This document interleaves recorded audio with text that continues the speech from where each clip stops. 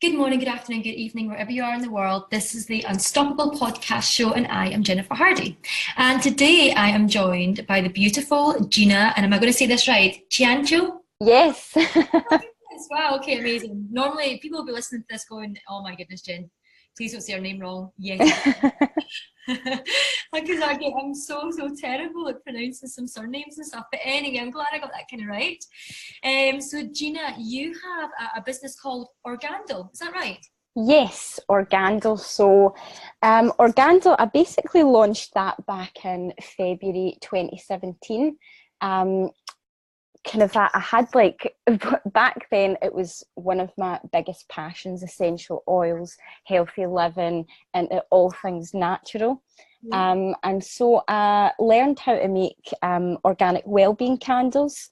And it was really something that would just make you feel good. So they would help you have a better night's sleep, uplift your mood, boost your energy levels, help you de-stress.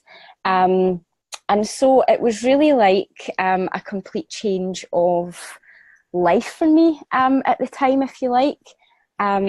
Obviously, looking at my background and things like that, for me, this was like a massive leap of faith, starting my own business and creating something from scratch. So I did that back then. Still running my business now, but obviously I've now developed into doing like lots of other different things. But Organdle was my baby. That was my first business that I started back then. So just as you were talking there about, your kind of background and stuff like that, talk to me a little bit about that. Are you from Glasgow, the same as me? Yes, I am. My dad's Maltese, hence the name. Yeah. So born and bred in Scotland. My background was just, I had a normal, ordinary life. Obviously, I've faced a lot of challenges, as everyone does. Everyone's got a story. But I just had the normal, boring 9 to 5, and I just always felt like, I'm not made for this. Like, I'm made for more than this. And I was just never, ever fulfilled. And for me, it was like literally just a light bulb moment. And as I was using these essential oils, I thought, and I was so passionate about it at the time, I was like, everybody needs to know about this. Like, what can I make? What does everyone have in their house? What can I make to, get these essential oils into people's house in a different way? And so then I just basically decided to start a business. Now, I had like literally no drive. I had no vision. I couldn't actually visualize myself having like any sort of future that wasn't mediocre. I had absolutely no computer skills, wasn't even on social media at the time. And I basically self-taught myself everything from building a website, how to deal with social media. My background was always sales, so I was sort of clued up on that. But everything that comes along with having a business, I had no clue. And so for me, like, it was really honestly one of my proudest moments, was starting my own business, because I literally had to teach myself everything about this whole new world of entrepreneurialism, if you like. But yeah, so background wise, had a kind of a normal childhood. Then my parents split up. My mum had a lot of alcohol issues, so it was kind of tough growing up with everything going on. Like, obviously, as you would imagine, it affected school, it affected social life, that sort of stuff. So I never really had much of an education. So yeah, I mean, it was just one of those light bulb moments. Like, I need to do something different with my life. What can I do? And then Organdle was born, basically. I absolutely love this story. So basically, out of adversity, out of, not kind of knowing what your direction was going to be, you just dove in, and you learned as you went. Obviously, you didn't really have training, like business training or anything like that. Nothing at all. Like, literally, I could not, at the time, I could not have told you how to work a Microsoft Word document. I just had like, you know, I knew how to work a computer, switch it on, etc. But I've kind of like developed from not being able to do any of that. I now do all my own photography. I do my own content writing, my own branding, like all of that stuff. Like I basically just self-taught, which is incredible really for me at that point in my life. Like I was going through a really tough time. I was in like a really abusive relationship. There was so much crazy stuff going on in my life at the time, and I just felt like I really needed something to focus on, because if I never had something to focus on, you know, goodness knows what would have happened. My sanity would definitely have been at risk at the time. So it was really good for me in an emotional sense, as well as trying to strive for more in life. So incredible. Tell me, obviously when things like that are going on in your life, like I don't know the full story, and you are able to talk about as much or as little as you wanted, but there was obviously a lot going on. How did you, so you had your business, of course, and that was something that kept you going, but what other kind of things were you doing in order to kind of just stay sane through all that stuff? So basically what happened was I had what I would say a real spiritual awakening, and for me that actually really saved my life. I was pregnant at the time. I was married to an alcoholic. Now, before I was pregnant, I had 2 other children. And because of all the crazy stuff that was going on in this marriage, and I just couldn't see past this man, I actually lost my children, and they went to live with their dad. And I haven't actually had any contact with them for about 4 years. So it's been an ongoing battle in terms of that. So at the time, I actually felt suicidal. I was, I think, 4 months pregnant, and I just remember getting on my hands and knees on my kitchen floor. Everything was a mess. My whole world had fallen apart. And I literally just cried out to God, and I was like, I don't want to be here. Like, that's how bad things had gotten. And something inside of me literally just changed. And it was almost just like a complete sense of peace, a sense of knowing that, you know, everything was going to be okay, that there was big plans for my future. And from that day on, like my mind was just completely transformed. It was like a literal overnight thing, instantaneously. So for me, really, my faith has been so key factor in everything that I'm doing right up until this moment, and even my business, like gaining those skills to kind of do all that and really step into this whole new world, rather than being stuck in the victim mentality really that I had, because that's what it was. It was like a complete victim mentality. Like the world owed me something. I would blame myself for everything that was going on, and you know how things are, you know, your crazy thoughts. We feed ourselves so many lies every single day. So for me, it was really that spiritual awakening that happened, that really just flipped a switch in my mind. And from there, I have literally just been on this complete entrepreneurial and personal journey as well, which has been good. Yeah, I know, I can imagine, because I just think having a focus, something like a business where you can put your heart and soul into, really, it keeps you from letting your mind wander into all the ways that, you know, things are not going right. For example, you just spoke there about, you know, not having contact with your kids for years, and that must be devastating. But your faith, I can imagine, helps you through that. It does, definitely.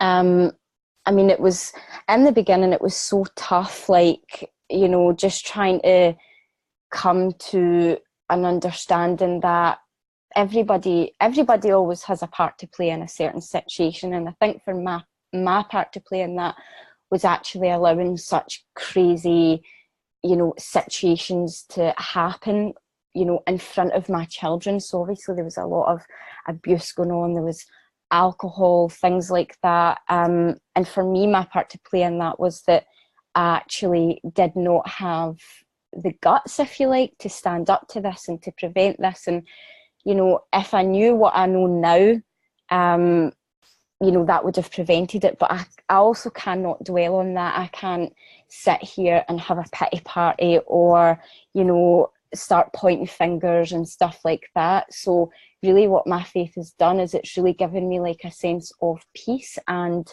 just a knowing that, you know, this won't be like this forever. Like, you know, I've had to get to a certain stage in my life where, you know, I have, you know, changed, you know, the way that I think, my mindset, my actions, you know, all that sort of stuff, to be in a place where I can actually start, you know, making changes and start, you know, doing things to get my life back, if you like.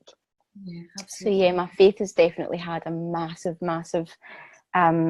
part to play. It's definitely not been in my own strength, I can say that much.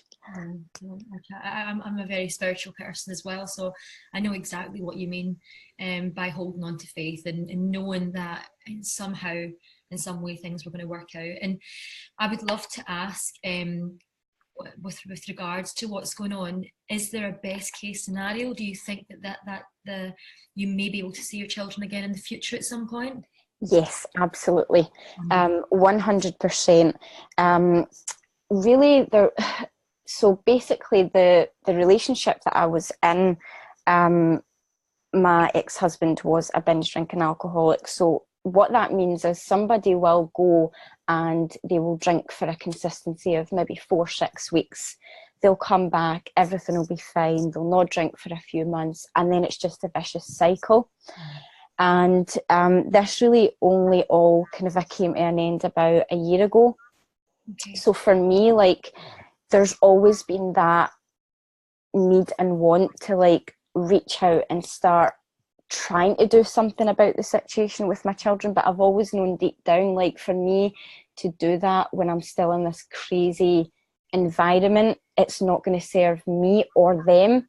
So I've really had to make a decision, which has been the toughest thing that I have ever had to do in my life. Anyone with children will understand that I had to really take a step back and, you know, sort my own life out first before I, you know, start pulling kids into this crazy situation. So now I'm finally in a place where, you know, my life is really good. Like, I don't have these burdens or, you know, anything like that that would cause any upset with my children. So I'm now in a place where, yes, I can absolutely now go and start, you know, moving the ball, if you like, to kind of get contact with them. And I absolutely know that that will happen. So I've got every confidence that, you know, I will see them. It's been a very long time, but I'm actually really excited for the future because I just know that it's going to, you know, it's going to be great. Everything is going to work out. Fantastic. I know that everyone out there listening will be really happy to hear that. That's why I wanted to ask. Fantastic. So talk to me a little bit about what is going on just now with regards to your businesses, because you did say that you've got obviously that business which you've had for a while now, but you've got other things on the go too. So talk to me a little bit about them. So basically, in November last year, I decided that I wanted to start a support group for women. And it was just really, I didn't intend for anything to come out of it really, but it was just a space where women would have a voice. They would feel loved, they would feel heard, they would feel safe to express whatever, you know, was going on in their life, or even any past issues that they had. And I found myself really pouring into these women, and I mean, it was a 24/7 thing. There was women from all over the world that were in my group, and I just really had this like fiery, burning urge to go out there into the world, share my story, and help other women. That is, you know, what my absolute burning desire and passion is. And so I have now got a business which is called Rising Up Fearless. And I'm a spiritual mentor in that. So I help women who, you know, struggle with things that have happened in their past, and maybe they can't move on, or maybe they can't envision, you know, a future for themselves, and they're stuck, and they have a lot of like hurt, bitterness, resentment, anger, that sort of thing. So my gift really is to help these women like move on from that, and live a life that they deserve without being bound by all this stuff. So that's one of the things that I do. I'm also a coordinator for the Glasgow Mums and Business Association. So every month we'll have a network meeting, and there's nothing more magical than bringing a group of entrepreneurial spirited women under the same roof and just having a real good chat, networking, pouring into them, like teaching them everything that I have learned about business. And for me, that is, it's so amazing to be able to serve women in that way and help them. There's a few other things that I have in the pipeline that I'm kind of working on. So as always, I like to keep busy, but just now these are the three kind of main things that I do. So my candle business, my mentor business, and the networking group are my kind of three main things that I do just now. Fantastic, excellent. Thank you so much. Your story is so powerful. Yeah. What would you say to any woman out there?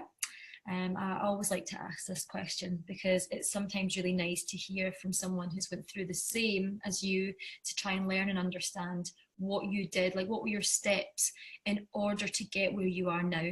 So was there, I know that spirituality was a huge thing, so what was the few things that you did that really did shift your mindset entirely?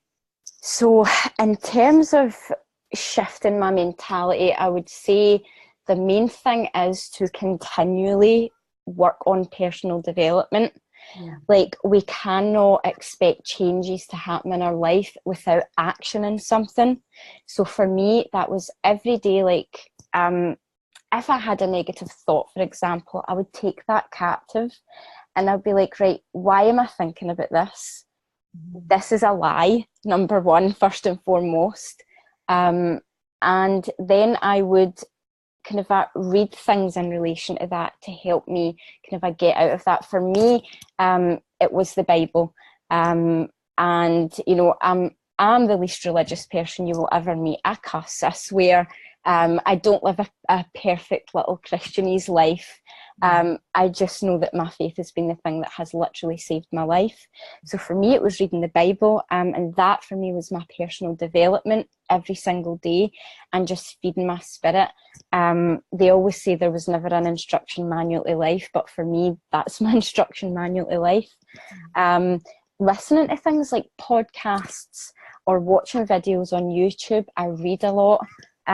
So for me, it was like really working on personal development, taking thoughts captive, and really just thinking about our actions and our attitude towards certain things. Whether it's like, whether you can't let go of something in the past, like, it's just continuously reminding yourself we can't live in the past. What's done is done, and you just have to focus on the future, even if it's your own mistakes that you've made. Like, we cannot carry around guilt or burden or anything like that. Like, as human beings, we were never meant for that. We're never meant to bear the burdens that we do these days.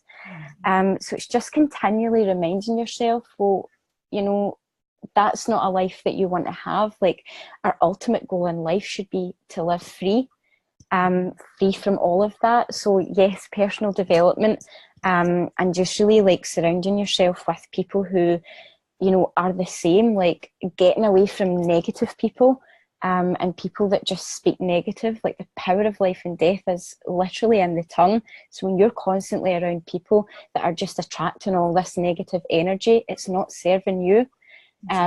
So I had to make a lot of changes and cut a lot of people out of my life that were very negative, as well. So that is the best advice that I can give to someone who's struggling with any aspect of their life, is to personal development, cut negative people out of your life, and reach out to someone else that's maybe been in the same situation, because two minds are always better than one. And it's always good to have someone else to just bounce off and, you know, get everything out on the table.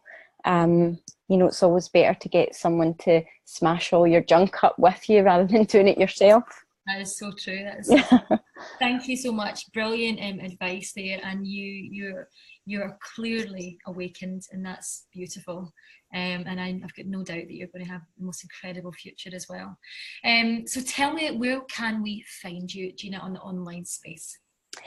So just all the kind of usual. So I have a Facebook page for Organdle, Facebook page for Rising Up Fearless, and I have a Facebook group for the Glasgow Mums and Business events on Instagram, and I have websites for everything as well. You know, so very easy to get in touch. Social media is great these days when it works. But yeah, so just all your kind of usual online places. Fantastic, excellent. And do you have a website as well? I do. My website is organdlehealthyliving.com and risingupfearless.com. I actually took a leaf out of your book, Jen, your last podcast I listened to, and you were saying when you first started, like you were in such a panic about having everything ready to go, and I've been like so anxious about that, and then I just kind of had to remind myself a few days ago, well, everything's not perfect on my new website. Do you know what, as well, I always think that it never will be.